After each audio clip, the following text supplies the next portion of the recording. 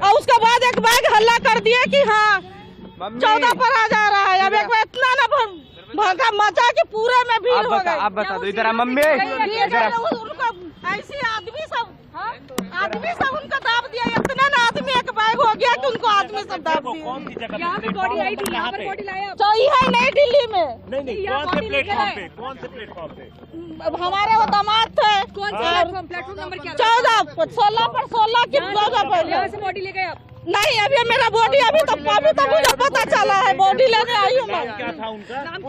पूनम देवी। हाँ। और उनके साथ कितने लोग थे? 2, एक उनकी लड़की थी, उनकी दामाद थी। ये जो आपके साथ दूसरी महिला जो रो रही है, हाँ, इनकी मेरी बहू है, इसकी भाभी है। हाँ। मैं बिहार के रहने वाले, छपरा जिला। जिनकी मौत हुई है वो कौन है आपके रिश्ते में? मेरे रिश्ते में मेरी बहू है, बहू के भाभी है वो। बहू की भाभी है? हाँ, बिहार जा रहे थे, छपरा जिला। टिकट था? ट्रेन कौन सी थी? टिकट के तो मुझे पता नहीं है कि कौन सी टिकट ली थी या नहीं? टिकट ली थी या नहीं? बॉडी लेने कौन सी ट्रेन थी? कौन सी ट्रेन थी? तो आप ये देख सकते हैं। आपका नाम क्या है? आपका नाम क्या है? जो कल रात को नई दिल्ली रेलवे स्टेशन पर हुआ वो हादसा नहीं है, वो नरसंहार है। वहां का जो मंजर था और जो आप में से कुछ लोगों ने साहस करके टीवी चैनलों पर दिखाया और सोशल मीडिया पर तमाम वीडियो भरे पड़े हैं, उसको देखकर वाकई में दिल दहल गया। क्योंकि आस्था और विश्वास से भरे महापर्व में कुंभ जाने के लिए लोग आए तो जरूर, लेकिन प्रशासन की ऐसी नाकामी रही, रेलवे प्रशासन के निष्क्रियता के चलते आधिकारिक आंकड़ों के मुताबिक 18 लोगों की दर्दनाक मौत हो गई। वो तड़प तड़प कर उस भगदड़ में कुचल कर मर गए। हम आपको वीडियो यहां दिखा नहीं सकते क्योंकि वो वीडियो इतने दर्दनाक हैं। किसी के छाती पर, किसी के सीने पर, किसी के गर्दन पर, किसी के मुंह पर लोग कुचल रहे हैं। और उन कुचलने वालों में, उन कुचले हुए लोगों में 9 महिलाएं, 4 पुरुष और 5 बच्चे भी शामिल हैं। उसमें से विजय 15 साल का था, उसमें नीरज 12 साल का था, पूजा 8 साल की थी, रिया 7 साल की थी। इनकी क्या गलती थी? और मैं बड़ी जिम्मेदारी से इसको हादसा नहीं, इसको नरसंहार कह रही हूं। जो चश्मदीद गवाह, मृतक परिवारों के सगे संबंधी, वहां पर जो लोग आंखों देखी दास्तां सुना रहे हैं, वो सुनकर रोंगटे खड़े हो जाते हैं। कुली भाइयों ने वहां पर भीड़ से शव निकाल कर लाद कर बाहर किया। पुलिस प्रशासन, एम्बुलेंस का उचित व्यवस्था नहीं थी। चश्मदीद गवाह में से एक ने बताया, जिसकी देवरानी की मृत्यु हो गई, कि अस्पताल के अंदर बिस्तरों पर लाशों का अंबार लगा हुआ है।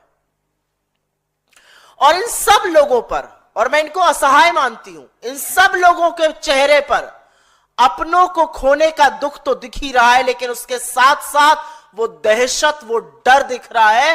ये दिखाती है कि हमारा जो भारतीय रेल है, जो रेल विभाग है, वो किस स्तर की बद इंतज़ामी और लापरवाही देश के नागरिकों को सौंप रहा है। भारतीय रेल की स्थिति कुछ इस प्रकार हो गई है कि जनता को आलू की बोरियों की तरह ट्रेन में ठूस के, लाद के भेजा जाता है। कहीं ट्रेन में शौचालय में भी अगर बैठने की जगह, आपको खड़े होने की जगह मिल जाती है तो यात्री अपने आप को भाग्यशाली समझता है। प्रयागराज और उसके आसपास के कई सारे रेलवे स्टेशंस को क्राउड मैनेजमेंट ना करने की वजह से, ना ठीक से होने की वजह से भारतीय रेल को बंद कर देना पड़ा। देखिए, नई दिल्ली रेलवे स्टेशन पर महाकुंभ जा रहे श्रद्धालुओं की स्टैम्पीड के चलते भगदड़ मचने के कारण जो घटना वहाँ घटी और लोगों की जानें गईं, बहुत अनगिनत लोग घायल हुए, ये अत्यंत दुखदायी घटना है। और मुझे लगता है कि पूरे देश की आत्मा को झंझोड़ के रख दिया इस पूरी घटना ने। मैं सबसे पहले तो भगवान से प्रार्थना करता हूँ कि वे लोग जिनकी जानें चली गई इस अनफॉर्चुनेट इंसिडेंट में, उनके परिवारों को शक्ति प्रदान करें कि वे इस दुख को सहन कर सकें, और जो लोग घायल हुए हैं उनके जल्द से जल्द फिर से स्वस्थ होने की मैं कामना करता हूं और प्रभु के श्री चरणों में अरदास करता हूं। ये पूरी घटना ये दिखाती है कि हमारा जो भारतीय रेल है, जो रेल विभाग है, वो किस स्तर की बद इंतज़ामी और लापरवाही देश के नागरिकों को सौंप रहा है, दे रहा है, किस प्रकार की लापरवाह सुविधा लोगों को दी जा रही है। मैंने 11 फरवरी को अभी जो बजट सत्र पार्लियामेंट का चल रहा है उसमें इस विषय पर बात रखते हुए ये कहा था कि हमारे भारतीय रेल की स्थिति कुछ इस प्रकार हो गई है कि जनता को आलू की बोरियों की तरह ट्रेन में ठूस के लाद के भेजा जाता है, और कहीं ट्रेन में शौचालय में भी अगर बैठने की जगह, आपको खड़े होने की जगह मिल जाती है तो यात्री अपने आप को भाग्यशाली समझता है। और हमारे इस देश का भोला भाला आदमी को भेड़ बकरियों की तरह ही लाद कर रेलवे स्टेशंस पर, ट्रेन के डब्बों में चढ़ाया जाता है, और ये पूरी एक अव्यवस्था और लापरवाही जो बन चुकी है। हर रेलवे स्टेशन पर इसी प्रकार के कुछ दृश्य आपको नज़र आएंगे। ये बहुत चिंताजनक है, और ख़ास तौर पे महाकुंभ से संबंधित विषय पे बात करते हुए मैंने संसद भवन में बात रखी थी कि प्रयागराज और उसके आसपास के कई सारे रेलवे स्टेशंस को क्राउड मैनेजमेंट ना करने की वजह से, ना ठीक से होने की वजह से भारतीय रेल को बंद कर देना पड़ा। तो अगर महाकुंभ जैसे महापर्व पर भी हमारी रेल व्यवस्था की ये स्थिति रहेगी, इस प्रकार के हालात रहेंगे, तो कैसे कोई यात्री अपने आप को सुरक्षित महसूस कर सकता है। और बड़ी बात यह है कि इस पर क्या एक्शन लिया जाएगा। जैसे हम देखते हैं कि पिछले CAG की रिपोर्ट बताती है कि न जाने अनगिनत रेल एक्सीडेंट्स देश भर में देखने को मिलते हैं। औसतन हर महीने एक नई रेल दुर्घटना की खबर देशवासियों को मिलती है। तो उसमें कितनी अकाउंटेबिलिटी फिक्स करी जाती है, कितनी रिस्पॉन्सिबिलिटी फिक्स करी जाती है, किसके खिलाफ एक्शन लिया जाता है इस लापरवाही और बद इंतज़ामी के चलते। तो इन सारे विषयों पर मुझे लगता है कि सरकार को गंभीरता से सोचना चाहिए, कार्रवाई करनी चाहिए, और जो ये घटना घटी है, परमात्मा उन परिवारों को शक्ति दे, साहस दे, और सरकार कम से कम अब ये सुनिश्चित करे कि इस प्रकार की कोई भी घटना देश भर में ना घटे।